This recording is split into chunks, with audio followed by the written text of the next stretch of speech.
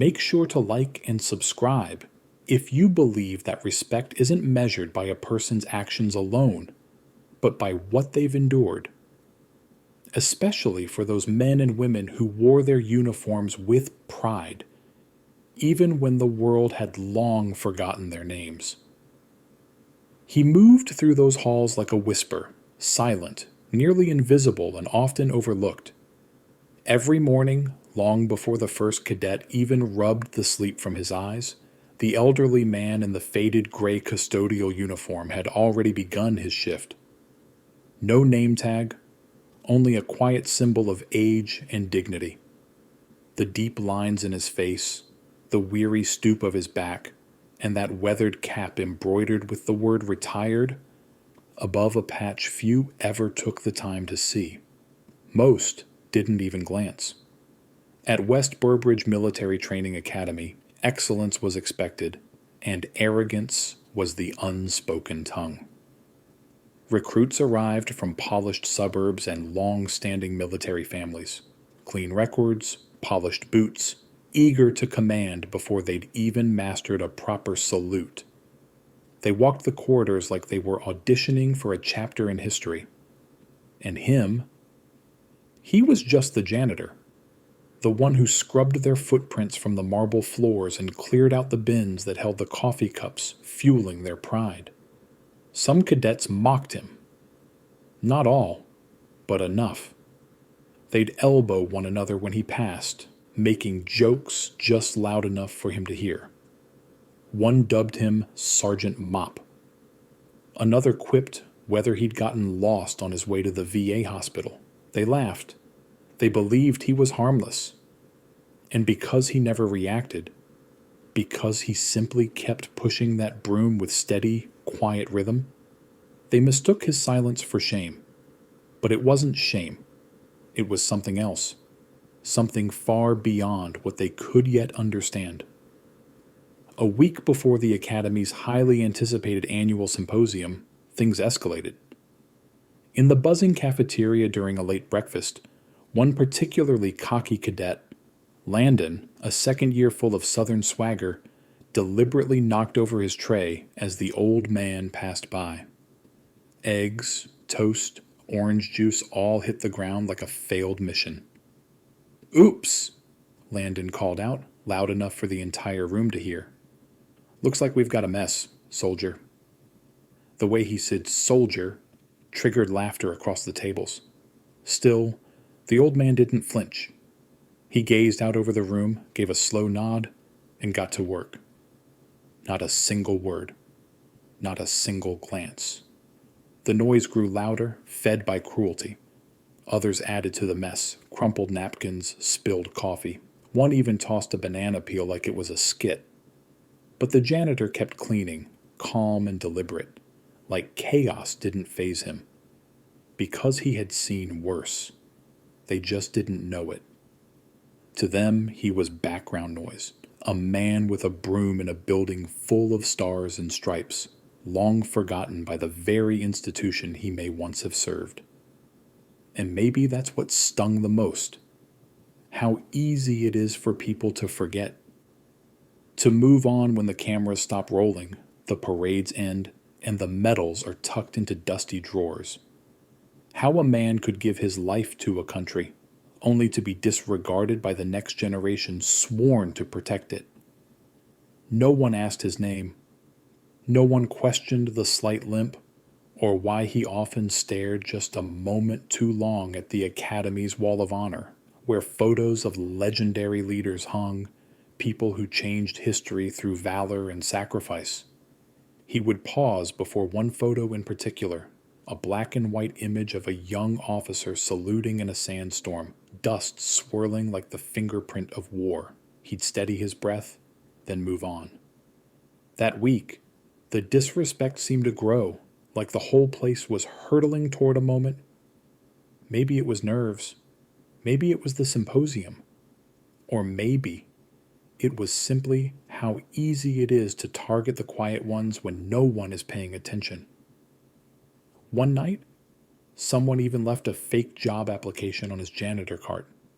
It was a printout from a prank site. Senior Custodial Commander with Mop Foo and Advanced Trash Deployment scribbled under skills. Again, he said nothing. He folded the paper once, tucked it in his pocket, and kept working. What they didn't know, what they never imagined, was that he didn't need their validation. Because long ago, in places they'd never seen, he earned something far greater than applause. Something sacred. Something they couldn't recognize because they hadn't yet lived enough to understand it. The kind of respect that isn't displayed in medals or recited in speeches, but forged in silence, sacrifice, and survival when others didn't make it. While they slept, he worked. While they laughed, he remembered. He remembered every name that never made it home. He remembered the taste of sand in your teeth under fire and the deafening quiet after battle ends. He remembered maps, commands, and the life he once led, not merely under orders, but with honor. The academy, despite all its tradition, had lost sight of its roots. In its chase for excellence, it left humility behind. No one, not even the instructors, thought to remind the cadets, until the general walked in. But that's another part of the story. For now, understand this. They called him a janitor. They laughed, they mocked, and they never once wondered what he had been, but they were about to learn that real rank isn't worn, it's earned. And sometimes, the quietest man in the room has lived the loudest life. It was the morning of the symposium, an event marked in red on every cadet's calendar. Suits pressed, boots shined, medals gleaming. The Academy's Grand Assembly Hall, usually reserved for dignitaries, pulsed with anxious energy. This year, the keynote was someone big. General Marcus Denning, a 4-star known for leading elite missions across 4 continents and mentoring some of the military's finest minds. To say nerves were high would be an understatement. Cadets filled the rows, posture stiff, adjusting uniforms over and over. Officers lined the walls, clipboards and radios ensuring perfection. Outside that pristine room, the janitor moved down the hallway as usual. Same cart, same broom, same slow shuffle. But this morning, he walked slower. At the corridor's end, he paused, adjusted the brim of his retired cap, and looked toward the assembly hall. He watched. Inside, the door swung open. General Denning entered. He was impossible to ignore. Tall, composed, a storm in a calm body. Salutes snapped. Cameras clicked. He nodded once, unreadable. But instead of heading to the podium, he walked, right past the brass, past the cadets, straight toward the janitor in the hallway. Every eye followed. Every sound stopped. And then, it happened. General Denning stopped in front of the janitor, looked him square in the eyes, and saluted. A full, formal salute. No one moved. No one dared move.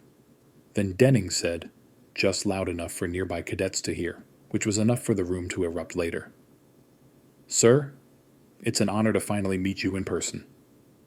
Gasps rippled, heads turned, one cadet's mouth dropped. "Sir?" he called him. The janitor blinked once, slowly, and then, for the first time, returned the salute. No dramatics, just the quiet precision of a man who'd done it 1,000 times, where a wrong move might cost a life. Denning turned to the room, cleared his throat. "Before I begin, I want to recognize someone in this building who shaped more lives than I ever could. A man who led troops into battle before many of you were even born. Someone whose leadership saved my life and the lives of 212 others during Operation Goliath." Gasps again. Operation Goliath, barely declassified. Whispers filled the back row. Denning continued. "His name isn't on a plaque. No building bears it, but it should. You know him as the Janitor. I knew him as Commander Elias Rohr. The air disappeared from the room. Rohr. The name echoed through classified briefings, a legend of covert ops. Some thought he was a myth. They were wrong. Denning faced him again. Sir, I've waited years for this. You saved us. You gave more than anyone asked, and these cadets, they need to know who you truly are. Elias Rohr didn't smile, didn't puff his chest. He simply nodded, as if he expected this moment. Not because he wanted it, but because truth always comes to light. The cadets froze, some standing, some sitting, each now remembering the times they mocked, ignored, dismissed him. It hit hard. Then, just as quietly, Elias stepped forward. No microphone, no spotlight. But Denning asked, "Would you share something with them, sir?" Elias paused. He looked across the room, at the cadets who judged him, the instructors who allowed it, the walls that erased him, and finally said, "I'll speak. Not for me, but for those who never made it home." The room fell completely silent, and Elias Rohr, the man they called Janitor, began. "I've seen men break under pressure. I've seen leaders fall, not from weakness, but from a lack of humility.